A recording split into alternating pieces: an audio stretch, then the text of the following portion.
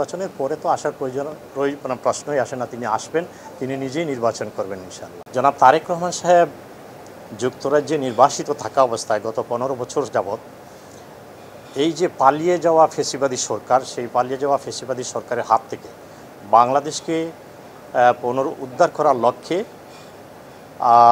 তিনি প্রথমত যেভাবে ফ্যাসিবাদ বিরোধী আন্দোলনের সকল রাজনৈতিক প্ল্যাটফর্মকে ঐক্যবদ্ধ রেখেছেন তার ক্যারিসমেটিক নেতৃত্ব দিয়ে, দলকেও তিনি নির্বাসিত থাকা অবস্থায় ঐক্যবদ্ধ রেখেছেন। দলের সকল নেতাকর্মীকে ঐক্যবদ্ধ রেখে একটি যুগপৎ আন্দোলনের প্রেক্ষাপট তৈরি করে আসলে গত 5ই আগস্ট যে অভ্যুত্থান হলো এবং এই অভ্যুত্থানের মধ্য দিয়ে ফ্যাসিবাদী সরকার পালিয়ে যায়। এই 15 বছরের ফ্যাসিবাদী শাসন আমলে বাংলাদেশ থেকে যে পরিমাণ আপনারা জানেন, প্রায় হাজার হাজার কোটি টাকা দেশ থেকে পাচার হয়েছে, দেশের গণতন্ত্রকে ধ্বংস করা হয়েছে, নির্বাচন ব্যবস্থাকে ধ্বংস করা হয়েছে, গণতান্ত্রিক এবং সাংবিধানিক সকল প্রতিষ্ঠানকে এই ফ্যাসিবাদী সরকার ধ্বংস করেছে, দেশকে ক্ষত বিক্ষত করেছে। হাজার হাজার নেতাকর্মী গুম হয়েছে, খুন হয়েছে, দেশের হাজার হাজার কোটি কোটি টাকা দেশের লুটপাট করা হয়েছে।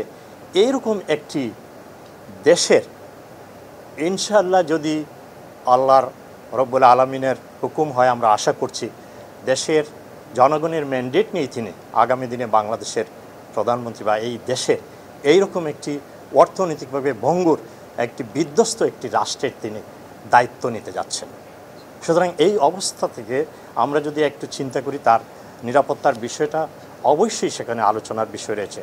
আজকে আপনারা দেখেন যে দেশে আমাদের একটি সংবিধান রয়েছে, কিন্তু সেই সংবিধানকে ফ্যাসিবাদী সরকার, কর্তৃত্ববাদী সরকার ক্ষমতায় থাকার লোভে তারা কত বিক্ষত করে ফেলেছে বিদায় আজকে দেশে বিভিন্ন ধরনের প্রশ্ন সেখানে উত্থাপিত হয়েছে। আজকে 800রও বেশি প্রস্তাবনা বা সুপারিশ বা ইস্যু উত্থাপন করা হয়েছে সংস্কারের জন্য। কেন এই সমস্ত কিছু এই ফ্যাসিবাদী সরকারের কারণেই এই সমস্ত ইস্যু আজকে উত্থাপিত হয়েছে।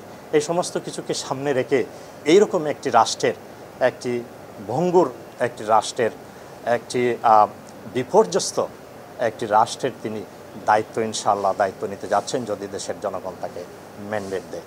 সুতরাং সেখানে নিরাপত্তার বিষয়সহ অনেক বিষয় জড়িত রয়েছে এবং তিনি সেই দেশে আসার এখনও এখান থেকেই সমস্ত কিছু কোঅর্ডিনেট করছেন।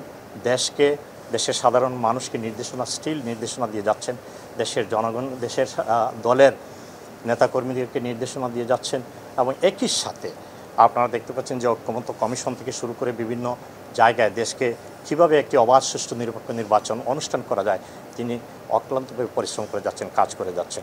সুতরাং সেটা একটা সময়ের ব্যাপার আছে, যখনই সময় হবে তখনই অফিসিয়ালি দলের পক্ষ থেকে সেটা অ্যানাউন্স করা হবে এবং আপনারা সকলেই সেটা আপনারা জানতে পারবেন। যখন সমস্ত কিছু এনশিওর হয়ে যাবে, নিরাপত্তা সহ সমস্ত বিষয়গুলো এনশিওর হয়ে যাবে, অবশ্যই তিনি দেশে ফিরে আসবেন এবং সেটা অফিসিয়ালি পার্টির তরফে হোক অথবা ব্যক্তিগত তরফে হোক অথবা রাজনৈতিক তরফে হোক, যেভাবে হোক সেটা আপনাদেরকে অফিসিয়ালি অবশ্যই জানানো হবে, অ্যানাউন্সমেন্ট করা হবে, আপনারা জানতে পারবেন। নির্বাচনের পরে তো আসার প্রশ্নই আসে না। তিনি আসবেন, তিনি নিজেই নির্বাচন করবেন ইনশাআল্লাহ।